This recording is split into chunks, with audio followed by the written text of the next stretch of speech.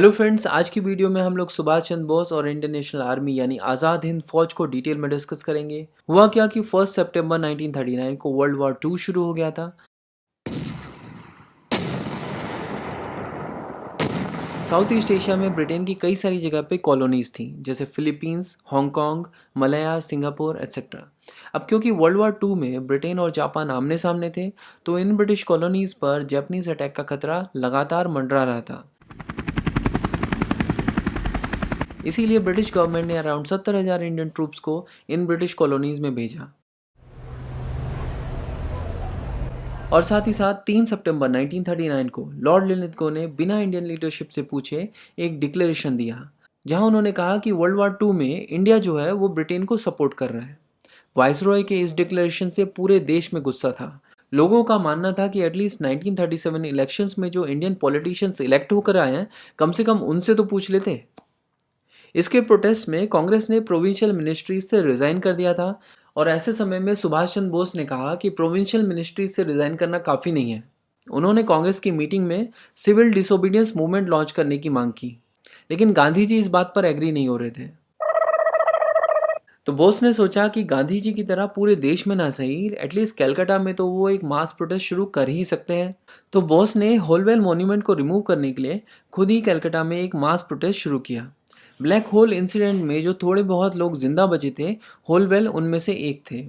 Black hole incident की याद में उन्होंने खुद के पैसों से ये मॉन्यूमेंट बनवाया था। ब्लैक होल इंसिडेंट एक बहुत ही दर्दनाक घटना थी, जिसमें 146 लोगों को एक छोटे से रूम में भर दिया गया था, जिसमें 126 लोगों की दम घुटने से मौत हो गई। डिटेल में से समझने के लिए आप बैटल ऑफ प्लासी वाली वीडियो देख सकते हैं, लिंक मैंने डिस्क्रिप्शन में दे दिया है। तो होलवेल मॉन्यूमेंट से ब्रिटिश गवर्नमेंट का जबरदस्त इमोशनल कनेक्शन था, और सुभाष चंद्र बोस बोल रहे हैं कि इस मॉन्यूमेंट को यहाँ से हटाओ।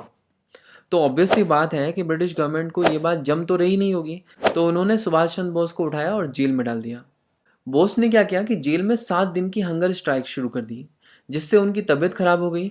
इसलिए ब्रिटिश गवर्नमेंट ने इन्हें जेल से निकालकर इनके खुद के घर पे शिफ्ट कर दिया, और घर के बाहर चारों तरफ पुलिस की निगरानी रखी गई।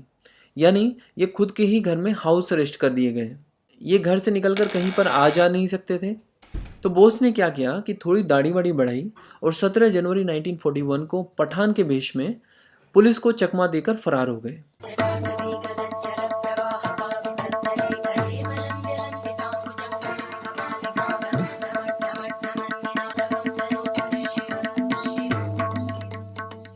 कलकत्ता से निकलकर ये पेशावर पहुंचे, और फिर नॉर्थ वेस्ट फ्रंटियर प्रोविंस को होते हुए अफगानिस्तान, और वहां से सोवियत रशिया, और रशिया से इटली, और फाइनली ये जर्मनी पहुंचे। उस समय जर्मनी में प्रिजनर्स ऑफ वॉर कैंप में बहुत सारे इंडियन सोल्जर्स भी थे। अब ये सोल्जर्स कहाँ से आए थे? बेसिकली ये सोल्जर्स ब्रिटिश आर्मी के सोल्जर्स थे, जिन्हें नॉर्थ अफ्रीका में डिप्लॉय किया गया था वर्ल्ड वॉर 2 के चलते। एक्सिस पावर, जिसमें जर्मनी भी शामिल था, उसने इनको बंदी बना लिया था। तो इन सोल्जर्स को बेसिकली जर्मनी जो है वो नॉर्थ अफ्रीका से उठाकर लेकर आया था प्रिजनर्स ऑफ वॉर बनाकर। तो सुभाष चंद्र बोस ने जर्मन अथॉरिटीज़ की मदद से in Indian prisoners of war को इकट्ठा किया और एक आर्मी बनाई, ताकि ये आर्मी इंडिया से ब्रिटिश गवर्नमेंट को उखाड़ के फेंक दे। इस आर्मी में अराउंड 4,500 इंडियन सोल्जर्स थे, और इस आर्मी को कहा गया द फ्री इंडियन लेजेंड। अब आप सोच रहे होंगे कि जर्मन अथॉरिटीज़ बोस को सपोर्ट क्यों कर रही थी आर्मी बनाने के लिए, राइट? तो भैया, जर्मन अथॉरिटीज़ सपोर्ट कर रही थी क्योंकि इसमें जर्मन अथॉरिटीज़ और हिटलर का भी फ़ायदा था। वर्ल्ड वॉर 2 में ब्रिटेन और जर्मनी तो आमने सामने थे। तो देखा जाए तो अगर सुभाष चंद्र बोस एक आर्मी बनाकर ब्रिटेन पर अगर अटैक करते हैं, तो इसमें फ़ायदा किसका है? जर्मनी का भी फ़ायदा है, क्योंकि भैया उनके अपोनेंट पे अटैक हो रहा है, कि उनका अपोनेंट वीक हो रहा है। बट इसी बीच 2-3 ऐसी चीज़ें हुई जिससे सुभाष चंद्र बोस को जर्मनी के इंटेंशंस पर शक होने लग गया, और उनका जर्मनी पर से विश्वास उठने लग गया। तो वो 2-3 चीज़ें ये थी कि हिटलर जो है वो रशिया को इन्वेड करने का प्लान कर रहा था, पहली चीज़ तो। दूसरा, उसने ऑटोबायोग्राफी में कुछ ऐसा लिख दिया था जो कि सुभाष चंद्र बोस को पसंद नहीं आ रहा था। और तीसरा ये कि सुभाष चंद्र बोस और हिटलर की जो मीटिंग हुई, उसमें कुछ ऐसा हुआ जो सुभाष चंद्र बोस को पसंद नहीं आया। तो सबसे पहला पॉइंट है हिटलर का रशियन इन्वेजन का प्लान। बेसिकली हिटलर प्लान कर रहा था रशिया को इन्वेड करने का। नेताजी जो है वो लगातार जर्मन अथॉरिटीज़ को लेटर्स लिख रहे थे, बातचीत कर रहे थे कि यार ऐसा मत करो। एक्चुअली बात यह है कि इंडिया की जो मेजोरिटी ऑफ पॉपुलेशन है, उनके मन में रशिया के लिए हमेशा से एक सॉफ्ट कॉर्नर रहा है। और अगर जर्मनी रशिया को इन्वेड करता है तो इंडियंस जो है वो जर्मनी को अपना दोस्त नहीं बल्कि दुश्मनी समझेंगे। और वैसे भी हिटलर की इमेज तो लोगों के मन में पहले से ही खराब थी। नेताजी के बार बार समझाने के बावजूद जर्मनी ने 22 जून 1941 को रशिया को इन्वेड कर लिया। इसके अलावा नेताजी चाहते थे कि हिटलर ने जो अपनी ऑटोबायोग्राफी मेन काम्प में इंडिया के बारे में कुछ ऑफेंसिव स्टेटमेंट्स लिखी हुई हैं उन्हें हटा दें। हिटलर ने नेताजी की रिक्वेस्ट को पूरी तरह से इग्नोर कर दिया। अब आप सोच रहे होंगे क्या नेताजी इन किन चक्करों में पड़ गए।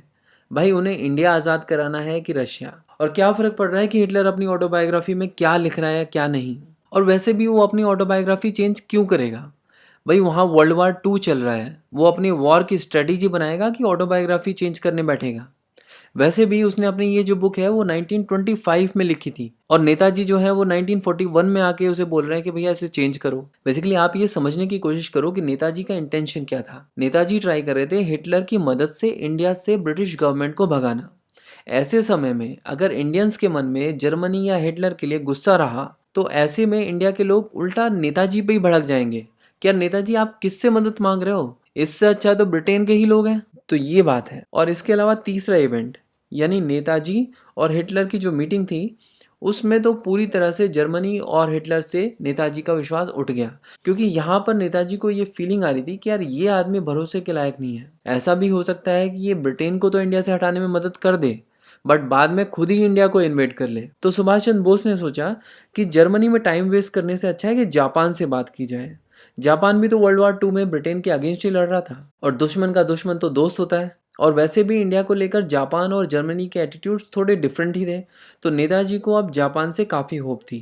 इसीलिए उन्होंने फरवरी 1943 को एक सबमरीन पकड़ी और रुख किया जापान की तरफ।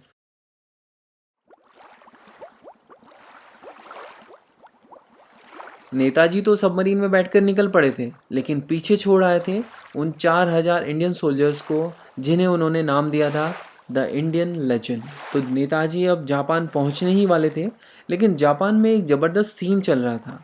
थोड़ा फ्लैशबैक में जाके देखना पड़ेगा कि जापान में एक्चुअली हो क्या रहा था। इसी वीडियो के स्टार्टिंग में मैंने एक बात बोली थी कि वर्ल्ड वार 2 स्टार्ट होते ही लॉर्ड लिनलिथगो ने बिना इंडियन लीडरशिप से पूछे ये डिक्लेयर कर दिया था कि इंडिया वर्ल्ड वार 2 में ब्रिटेन को सपोर्ट कर रहा है और साथ ही साथ अराउंड 70,000 इंडियन ट्रूप्स को साउथ ईस्ट एशियन कंट्रीज में तैनात कर दिया था। इन्हीं ट्रूप्स में जो बटालियन मलया पेनिनसुला भेजी गई थी उसके हेड थे मोहन सिंह।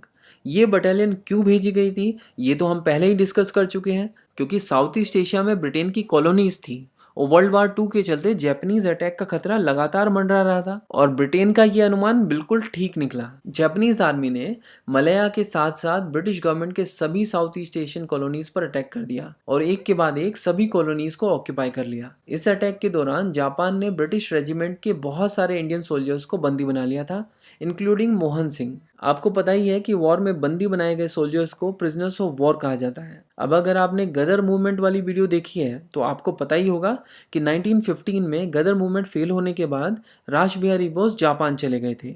जापान में रास बिहारी बोस ने 1942 में जापानीज गवर्नमेंट के सपोर्ट से इंडियन इंडिपेंडेंस लीग बना ली थी। इंडियन इंडिपेंडेंस लीग बनाने का मकसद था जापानीज गवर्नमेंट की मदद से इंडिया को आज़ाद कराना। इन्होंने जापानीज गवर्नमेंट को कन्विंस किया कि भैया इंडियन इंडिपेंडेंस लीग यानी इनकी ऑर्गेनाइजेशन के अंडर में एक आर्मी बनाई जाए जो ब्रिटिश आर्मी के अगेंस्ट लड़के इंडिया को आज़ाद कराएगी। इससे जापान का भी फायदा है क्योंकि जापान और ब्रिटेन अपोनेंट्स हैं और ब्रिटेन इससे कमजोर होगा। आइडिया था मलया और दूसरे साउथ ईस्ट एशिया में पकड़े गए इंडियन प्रिजनर्स ऑफ वॉर को इकट्ठा करके आर्मी बनाने का। अब ठीक है, प्रिजनर्स ऑफ वॉर तो अवेलेबल थे, अब इनको ढूंढना था एक ऐसा जनरल जो इन सारे प्रिजनर्स ऑफ वॉर को इकट्ठा करके एक बढ़िया मिलिट्री तैयार कर सके। इनके दिमाग में आया एक नाम मोहन सिंह। रास बिहारी बोस ने जापानीज ऑफिसर मेजर फूजीवारा के साथ मिलकर मोहन सिंह को अप्रोच किया और बोला कि सभी इंडियन प्रिजनर्स ऑफ वॉर को इकट्ठा करके एक आर्मी तैयार करो आप। मोहन सिंह के लिए ये डिसीजन इतना आसान नहीं था क्योंकि 18 साल की उम्र से ये ब्रिटिश गवर्नमेंट के लिए काम कर रहे थे और अब इन्हें कहा जा रहा था कि इन्हें फौज बनाकर उल्टा ब्रिटिश आर्मी पर ही अटैक करना है, यानी जिसका नमक खाया है उसी से गद्दारी करना था। लेकिन नमक से बड़ा इनके लिए देश था। मोहन सिंह ने इंडियन नेशनल आर्मी बनाने की तैयारी शुरू कर दी। मलेशिया से 4000 प्रिजनर्स ऑफ वॉर उठाए, सिंगापुर से 40,000 उठाए। इसके अलावा दूसरी साउथ ईस्ट एशियन कॉलोनीज से भी प्रिजनर्स ऑफ वॉर को इकट्ठा किया गया और फाइनली इंडियन नेशनल आर्मी बनकर तैयार हुई और खुद मोहन सिंह इस आर्मी के जनरल बने। ये जो आर्मी बनकर तैयार हुई थी, इसी को फर्स्ट इंडियन नेशनल आर्मी भी कहा जाता है। बट मोहन सिंह को भी जापान के लिए सेम फीलिंग आ रही थी जो नेताजी को जर्मनी के लिए आ रही थी। यानी कहीं ना कहीं मोहन सिंह को लग रहा था कि जापानीज सिर्फ इंडियन नेशनल आर्मी को यूज करना चाहते हैं। इसी के चलते मोहन सिंह के जापानीज लीडरशिप के साथ कई बार डिसएग्रीमेंट्स हुए। इन्हीं डिसएग्रीमेंट्स की वजह से मोहन सिंह और जापान के रिलेशन गड़बड़ा गए और अल्टीमेटली 29 दिसंबर 1942 को मोहन सिंह को कमांड से हटाकर जापानीज मिलिट्री फोर्स के हवाले कर दिया गया और इंडियन नेशनल आर्मी को भी डिसबैंड कर दिया गया।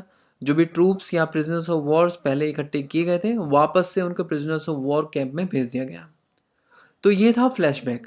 अब बात करते हैं कि जब 1943 में सुभाष चंद्र बोस जापान पहुंचे तो क्या हुआ। सुभाष चंद्र बोस के आगमन के साथ ही इंडिपेंडेंस आर्मी का आइडिया फिर से एक बार रिवाइव हो गया। उसी साल जुलाई में सिंगापुर में एक मीटिंग बुलाई गई। इस मीटिंग में रासबिहारी बोस ने इंडियन इंडिपेंडेंस लीग का कंट्रोल सुभाष चंद्र बोस को दे दिया। सुभाष चंद्र बोस ने अपने एफर्ट से एक बार फिर इंडियन नेशनल आर्मी खड़ी कर दी। नेताजी की पॉपुलैरिटी इतनी भयंकर थी कि जैसे ही पता चला कि इंडियन नेशनल आर्मी को अब नेताजी लीड करेंगे तो साउथ ईस्ट एशिया में इंडियन पॉपुलेशन का इतना मासिव सपोर्ट मिला कि प्रिजनर्स ऑफ वॉर ही नहीं, बहुत सारे सिविलियंस ने भी इंडियन नेशनल आर्मी को ज्वाइन कर लिया। और इतना ही नहीं, फाइनेंशियली भी सपोर्ट किया और इंडियन नेशनल आर्मी फिर एक बार बनकर तैयार हो गई। इंडियन नेशनल आर्मी में सुभाष चंद्र बोस ने एक सेपरेट विमेन यूनिट भी बनाई जिसका नाम था रानी ऑफ झांसी रेजिमेंट। इस रेजिमेंट को हेड करी थी कैप्टन लक्ष्मी स्वामीनाथन। उस जमाने में एक ऑल विमेन कम्बैट स्क्वाड बनाने की बात सिर्फ नेताजी ही सोच सकते थे। पूरी दुनिया की मिलिट्री हिस्ट्री में ये पहली बार ऐसा इंसिडेंट देखा गया कि एक ऑल विमेन कम्बैट स्क्वाड बनाई गई। इंडियन नेशनल आर्मी की एक खास बात ये भी थी कि इंडियन नेशनल आर्मी के सोल्जर्स के बीच में किसी भी तरह का कोई भी भेदभाव नहीं होता था। हिंदू सोल्जर्स हो या मुस्लिम सोल्जर, सब एक बराबर, सबकी किचन भी एक। इसके अलावा कास्ट, कलर और स्टेट, किसी से कुछ फर्क नहीं पड़ेगा, सब सोल्जर्स एक बराबर थे। हालांकि ये सेम चीज़ ब्रिटिश इंडियन आर्मी में तो लागू नहीं होती थी। वहाँ पर तो सिख रेजिमेंट है, गुरखा रेजिमेंट है, ऐसे करके वहाँ पे तो सेपरेट रेजिमेंट बनाई हुई थी। वहाँ पे तो कास्ट, क्रीड, हर तरह का सेपरेशन था। इंडियन नेशनल आर्मी में 4 ब्रिगेड्स थी, गांधी ब्रिगेड, आज़ाद ब्रिगेड, नेहरू ब्रिगेड और सुभाष ब्रिगेड। नेताजी ने यहाँ पर आज़ाद हिंद फौज को एक दमदार नारा दिया, तुम मुझे खून दो, मैं तुम्हें आज़ादी दूंगा। इसके अलावा आपने एक गाना सुना होगा, कदम कदम बढ़ाए जा। ये जो गाना है ये भी आज़ाद हिंद फौज ने ही हमें दिया है। इसी के साथ साथ अगर आपने जय हिंद का नारा सुना है, जो आज भी हम लोग इंडियन मिलिट्री के मुंह से सुनते हैं, ये सैल्यूटेशन भी हमें इंडियन नेशनल आर्मी से ही मिला है। यहाँ पर समझने वाली बात यह है कि नेताजी ने सिर्फ इंडियन नेशनल आर्मी नहीं खड़ी की थी, इन्होंने एक प्रोविजनल गवर्नमेंट बनाई थी जिसका नाम था Azad Hind government. Indian National Army Azad Hind government की ही आर्मी थी। इनफैक्ट इसीलिए इंडियन नेशनल आर्मी को आज़ाद हिंद फौज भी कहा जाता है। आज़ाद हिंद गवर्नमेंट इंडिया की प्रोविजनल गवर्नमेंट थी जिसे सिंगापुर में इस्टेब्लिश किया गया था।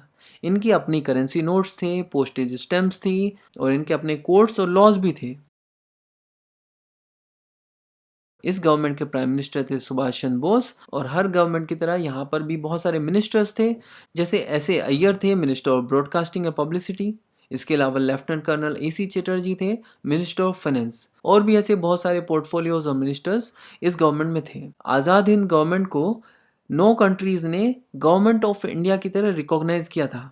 ये कंट्रीज थी Germany, Japan, Italy, Croatia, China, Burma और फिलीपींस। इन कंट्रीज़ के साथ आज़ाद हिंद फौज के डिप्लोमेटिक रिलेशंस भी थे। लेकिन चाहे जितनी भी कंट्रीज़ ने इन्हें रिकॉग्नाइज़ किया हो, हमें ये नहीं भूलना चाहिए कि आज़ाद हिंद गवर्नमेंट जापान के ही फाइनेंशियल, पॉलिटिकल और मिलिट्री सपोर्ट से चल रही थी। तो कुछ ना कुछ तो डिपेंडेंसी ऑब्वियसली इनकी जापान पर थी ही। और वैसे भी इनके पास अभी तक कोई भी ऐसी जगह नहीं थी जहाँ पर इनकी सोवरेनिटी हो। भाई, एक गवर्नमेंट होती है, उसकी कंट्री होती है, लेकिन यहाँ पर तो इनकी खुद की जो कंट्री है वो तो ब्रिटेन के कब्जे में थी। तो इस प्रॉब्लम का सॉल्यूशन निकाला गया। 1943 में जापान ने जब अंडमान एंड निकोबार आइलैंड्स को कैप्चर किया तो कैप्चर करने के बाद इन रीजन्स की नॉमिनल अथॉरिटी आज़ाद हिंद गवर्नमेंट को दे दी गई। आज़ाद हिंद गवर्नमेंट ने कंट्रोल मिलने के बाद सबसे पहले एक काम किया, इन आइलैंड्स का जो नाम है उसको चेंज करके शहीद और स्वराज रख दिया। हमने एक वर्ड यूज़ किया, नॉमिनल अथॉरिटी। इसका मतलब ये है कि बेसिकली इस आइलैंड की जो अथॉरिटी है वो है तो आज़ाद हिंद फौज के पास, लेकिन यहाँ पर अभी भी थोड़ी बहुत जापानीज फोर्सेस थी। इसका मतलब पूरी की पूरी जो अथॉरिटी है वो इंडियन नेशनल आर्मी या फिर आज़ाद हिंद गवर्नमेंट के पास नहीं थी। इसीलिए हम लोगों ने यहाँ पर इसको नॉमिनल अथॉरिटी बोला है। इसके बाद अप्रैल 1944 में इंपीरियल जापानीज आर्मी के साथ लड़ते हुए आज़ाद हिंद फौज ने इंडियन सॉइल पर अपनी पहली जीत दर्ज की। ये जीत दर्ज की थी अराकान, मणिपुर और नागालैंड में।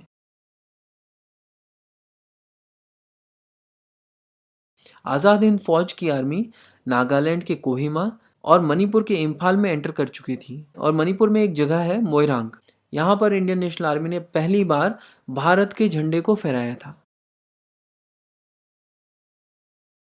बट इसके बाद क्या हुआ कि लॉजिस्टिक्स की काफ़ी कमी हो गई, हालत बहुत ज़्यादा ख़राब थी। आज़ाद हिंद फौज के पास गोलियां और बंदूक तो छोड़ो, खाने तक की चीज़ें नहीं थी।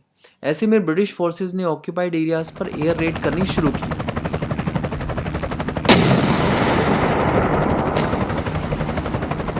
जापानीज और इंडियन नेशनल आर्मी की कंबाइंड फोर्सेस इसका सामना नहीं कर पाई और इंडियन फ्रंट को छोड़कर भागना पड़ा। अल्टीमेटली वर्ल्ड वार टू में अलाइड फोर्सेस यानी ब्रिटेन और अमेरिका की जीत हुई। आज़ाद हिंद फौज और जापान बर्मा कैंपेन और वर्ल्ड वार टू दोनों ही हार चुके थे। अप्रॉक्सीमेटली 16,000 इंडियन नेशनल आर्मी के सोल्जर्स को ब्रिटिश फोर्सेस ने बंदी बना लिया था। उसी दौरान अगस्त 1945 में खबर आई कि नेताजी एक प्लेन क्रैश में मारे गए हैं।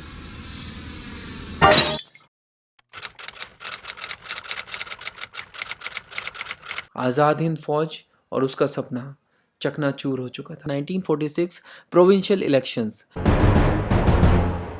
बेसिकली हुआ क्या कि जून 1945 में वेवल प्लान फेल हो गया। पिक्चर अभी बाकी है मेरे दोस्त।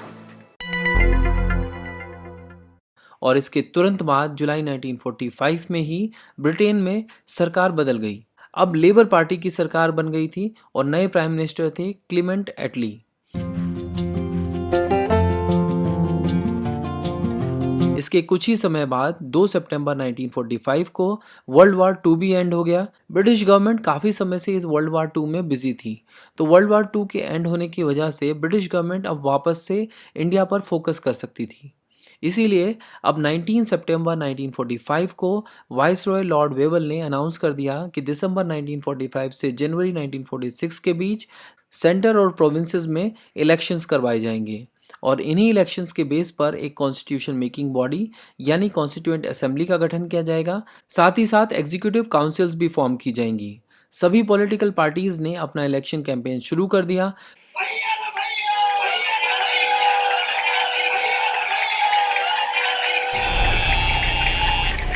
कांग्रेस ने अपने कैंपेन में अपने आप को एंटायर इंडियन पॉपुलेशन का रिप्रेजेंटेटिव बताया, जबकि मुस्लिम लीग ने क्लियरली अपने आप को मुस्लिम पॉपुलेशन का सोल रिप्रेजेंटेटिव बताया। इस इलेक्शन का मेन मुद्दा था पाकिस्तान। मुस्लिम लीग वोट मांग रही थी कि अगर आपको पाकिस्तान बनवाना है तो मुस्लिम लीग को वोट करो, जबकि इंडियन नेशनल कांग्रेस वोट मांग रही थी कि अगर यूनाइटेड इंडिया को पार्टीशन से बचाना है तो इंडियन नेशनल कांग्रेस को वोट करो। ओवरऑल देखा जाए तो इन इलेक्शंस में फिर एक बार इंडियन नेशनल कांग्रेस सबसे बड़ी पार्टी बनकर साबित हुई। हालांकि मुस्लिम लीग का भी इन चुनावों में काफी बढ़िया प्रदर्शन था। मुस्लिम लीग ने सभी मुस्लिम रिजर्व सीट्स पर जीत दर्ज की थी। हालांकि इसके अलावा मुस्लिम लीग एक भी नॉन मुस्लिम सीट्स को जीत नहीं पाई थी। ये इलेक्शंस हुए थे सेंटर और प्रोविंस लेवल दोनों के लिए। बात करते हैं सबसे पहले सेंटर की। सेंटर में टोटल सीट्स थी 102, जिसमें कांग्रेस ने टोटल 59 सीट्स जीती थी, जबकि मुस्लिम लीग ने 30 सीट्स पर अपनी जीत दर्ज की थी। चलिए अब देखते हैं कि प्रोविंसेस में क्या हाल रहा।